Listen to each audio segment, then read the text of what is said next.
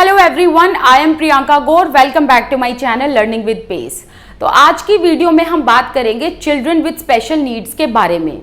इस टॉपिक को हम कैसे कंप्लीट करेंगे, तो पहले हम यहाँ पर डेफिनेशन पढ़ेंगे, फिर उसके बाद इंक्लूसिव एजुकेशन के बारे में बात करेंगे, एंड देन हम बात करेंगे that who are the children that comes under special needs, और फिर हम बात करेंगे चिल्ड्रन विद लर्निंग डिसेबिलिटी, जिसमें हम एग्जाम्पल्स देखेंगे and different kind of learning disabilities के बारे में बात करेंगे। And as you know that CTET में यहाँ से तो क्वेश्चन आता ही आता है, इसके बिना सीटेट का एग्जाम ही अधूरा लगता है ना।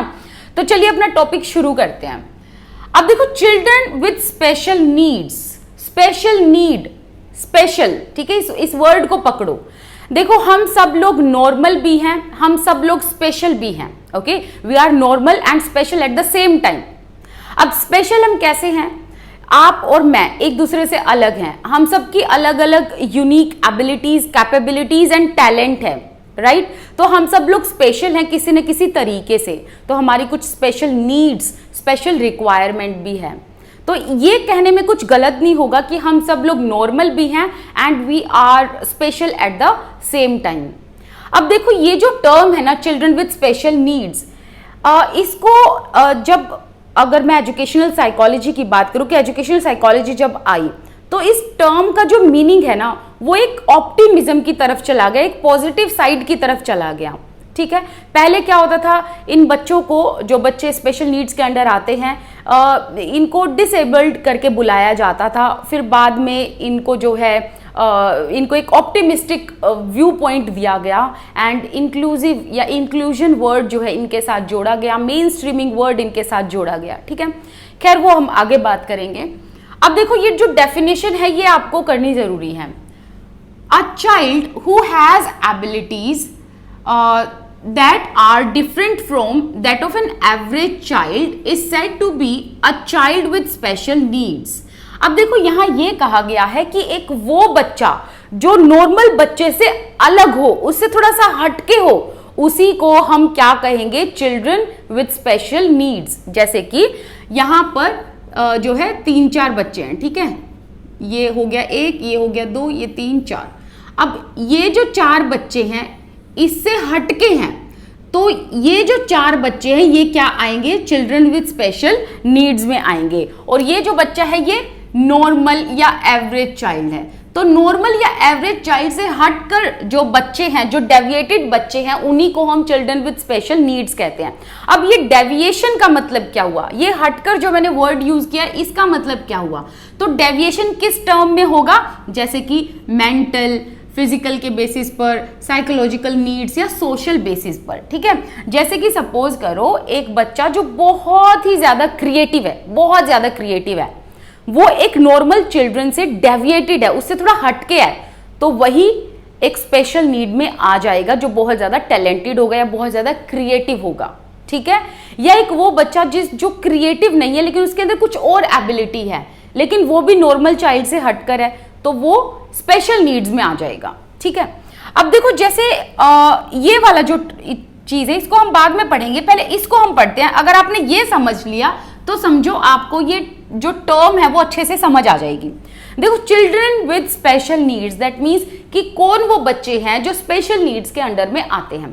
सो बेसिकली अगर मैं इस टर्म की बात करूं, ये बहुत ही मिसअंडरस्टूड टर्म है, क्योंकि ऐसा माना गया कि भाई इसको लेकर जो कंफ्यूजन मेनली है लोगों में वो ये है कि मोस्ट ऑफ द पीपल को ये लगता है कि वो बच्चे, those children who have locomotor disabilities और those children who are physically challenged या those children who have learning disabilities comes under children with special needs. ठीक है, तो कहने का मतलब ये है कि ये माना गया था या ये माना जाता है कि वो बच्चे जो लोकोमोटर डिसेबिलिटी से ग्रसित हैं या फिर जो फिजिकली चैलेंज्ड है, सिर्फ वो ही चिल्ड्रन विद स्पेशल नीड्स में आते हैं।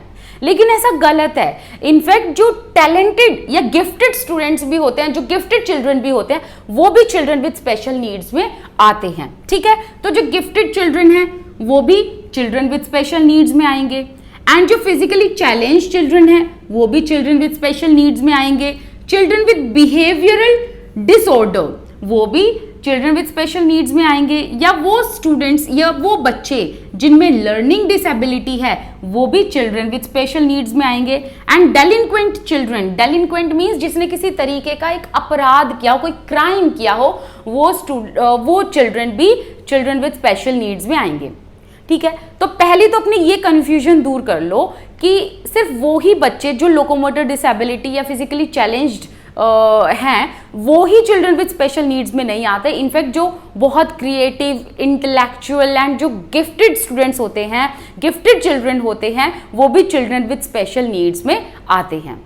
ठीक है, अब एजुकेशनल साइकोलॉजी आया, तो एजुकेशनल साइकोलॉजी में ये कहा गया कि जो चिल्ड्रन विद स्पेशल नीड्स में आते हैं इनको जो है हमने इंक्लूसिव एजुकेशन देनी है।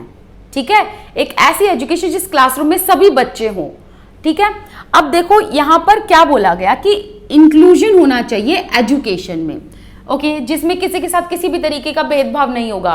वहां पर गिफ्टेड स्टूडेंट्स भी बैठेंगे एक क्लासरूम में, physically challenged and locomotor disabilities वाले स्टूडेंट्स भी एक ही क्लासरूम में बैठेंगे। सो कहने का मतलब है कि एजुकेशन में इंक्लूजन लाना, ये कब आया? एजुकेशनल साइकोलॉजी आने के बाद। तो इससे होगा ये कि सभी स्टूडेंट्स को अपॉर्चुनिटी मिलेगी एंड सभी स्टूडेंट्स के पास एक्सेसिबिलिटी, मतलब वो ज्ञान प्राप्त कर सकते हैं, एजुकेशन ले सकते हैं, सभी के पास एक्सेस होगी एजुकेशन को लेकर, एंड इससे इक्वालिटी भी आएगी क्लासरूम में। अब सिर्फ कहने से ही इंक्लूसिव एजुकेशन नहीं हो जाती है, बल्कि इसमें और भी चीज़ों का ध्यान रखना पड़ता है, जैसे कि टीचिंग लर्निंग प्रोसेस। तो टीचिंग लर्निंग प्रोसेस में एक टीचर को भी इस प्रोसेस में ध्यान रखना है कि वो अलग अलग स्टूडेंट से डील कर रहे हैं। ठीक है, एक क्लासरूम में सभी स्टूडेंट्स एकदम इंटेलिजेंट नहीं होंगे, सभी स्टूडेंट गिफ्टेड नहीं होंगे, सभी स्टूडेंट्स जो हैं वो बहुत ज़्यादा क्रिएटिव नहीं होंगे, क्योंकि हम क्या देखते हैं क्लासरूम में तरह तरह के बच्चे होते हैं जिनकी यूनिक पेस है लर्निंग की। कोई फास्ट लर्नर है तो कोई स्लो लर्नर है, तो कोई मॉडरेट लर्नर है, तो कोई गिफ्टेड चिल्ड्रन है, राइट। तो एक क्लासरूम में ये सब जो बच्चे बैठे होंगे इनकी तरफ टीचर का प्रॉपर ध्यान होना चाहिए।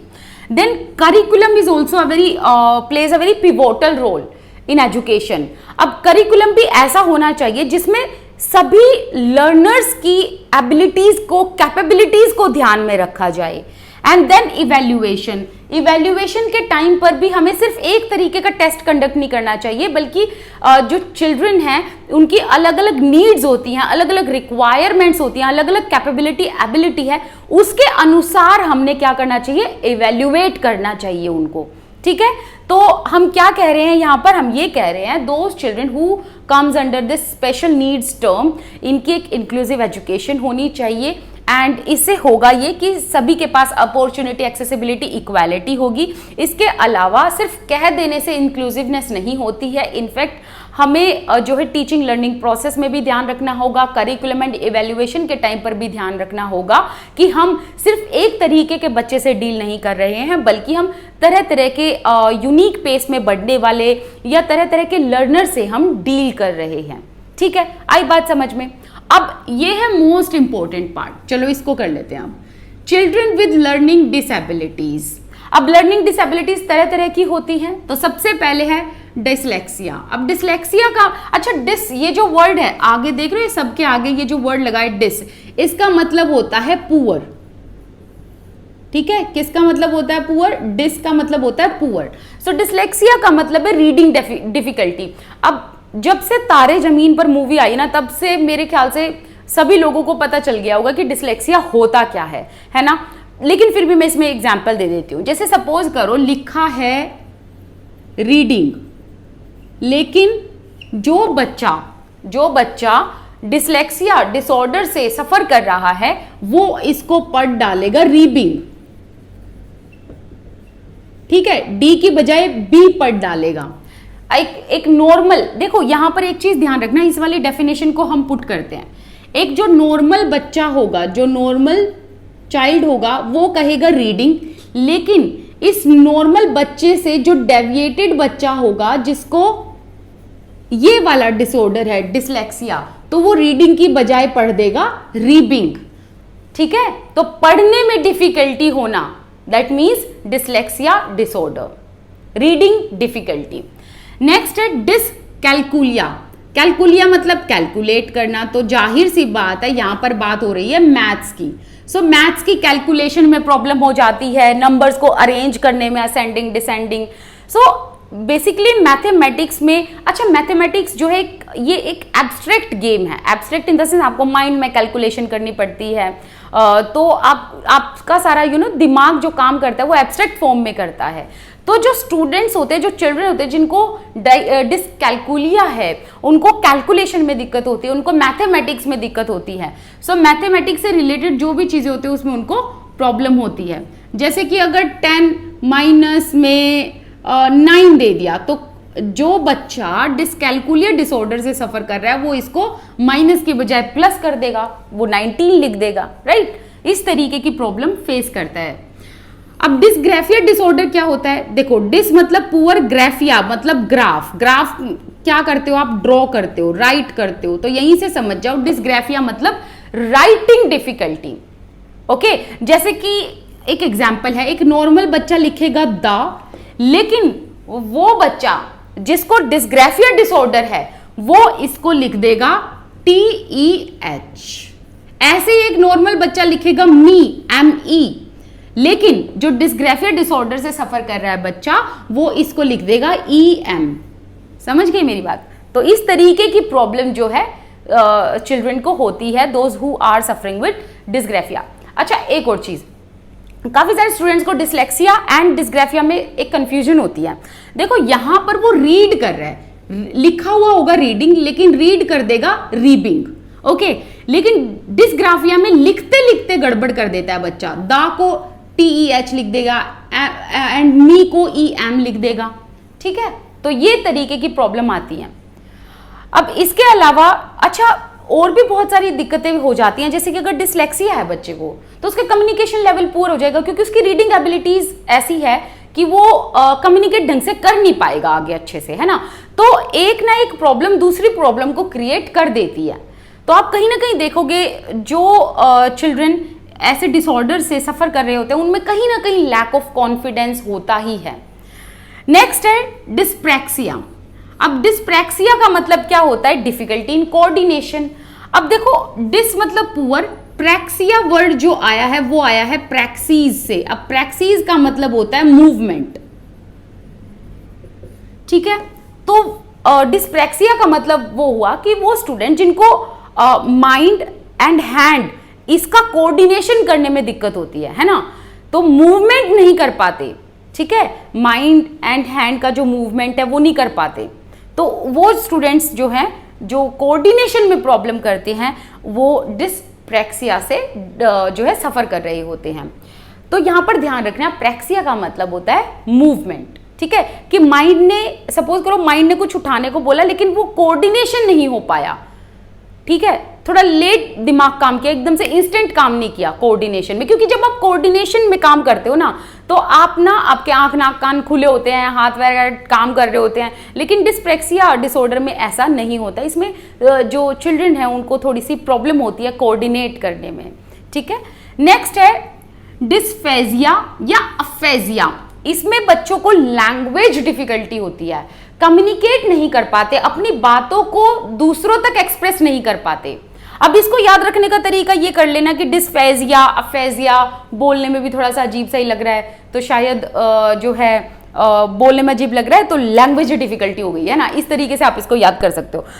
Well, all in all dysphagia and aphasia में क्या होता है कि स्टूडेंट्स जो है वो कम्युनिकेट नहीं कर पाते, आपको एक्सप्रेस नहीं कर पाएंगे अपने दिल की बातें। ठीक है, तो वो कहीं ना कहीं सोसाइटी में फिर लैक भी करते हैं, वो लोगों के साथ मिल नहीं पाते। अब आप देखोगे कि कम्युनिकेशन जो है, आपका जितना अच्छा कम्युनिकेशन होगा आप उतने ही लोगों से मिलते हो, उतना ही आपका अच्छा इंप्रेशन बनता है, राइट। एंड अगर आपका कम्युनिकेशन लेवल उतना अच्छा नहीं है या फिर आपको लैंग्वेज में डिफिकल्टी है, तो होगा ये कि आपका एक ये बैरियर बन जाएगा, आप लोगों तक पहुंच नहीं पाओगे, अपनी बात नहीं पहुंचा पाओगे। तो इसलिए आप सोसाइटी में थोड़ा सा अलग होने लगते हो, सोसाइटी से थोड़ा सा डिवॉइड हो जाते हो, है ना। सो कहने का मतलब ये है कि जो भी चिल्ड्रन किसी न किसी लर्निंग डिसेबिलिटी से सफ़र करते हैं उनके अंदर लैक ऑफ कॉन्फिडेंस देखा जाता है। So dyslexia reading difficulty dyscalculia difficulty in mathematics calculations, dysgraphia writing difficulty, then dyspraxia difficulty in coordination of the mind and hand movement, dysphagia and aphasia means language difficulty. That's it. और जो ये topic है ना children with special needs, इसको ना बहुत ज़्यादा elaborate किया हुआ है बुक में, इसको इतना ज़्यादा पढ़ने की ज़रूरत नहीं है, सिर्फ जितना कराया उतना इसको करो। और इसके अलावा अगर कोई और लर्निंग डिसऑर्डर है इसके अलावा, मतलब जो 4-5 मैंने डिसऑर्डर बताए, इसके अलावा अगर कोई लर्निंग डिसऑर्डर है उनको भी आप कर सकते हो, क्योंकि ये बहुत इंपॉर्टेंट पार्ट है। ठीक है, तो चलिए मिलते हैं नेक्स्ट वीडियो में। Till then bye bye, thank you so much for watching this video. आप मेरे साथ इंस्टाग्राम पर जुड़ सकते हैं। इंस्टाग्राम की जो आईडी है वो आपको नीचे डिस्क्रिप्शन बॉक्स में भी मिल जाएगी, और कहीं ना कहीं मैं यहाँ पर भी लिंक जो है वो दे दूंगी। चलिए मिलते हैं नेक्स्ट वीडियो में। Thank you, bye bye.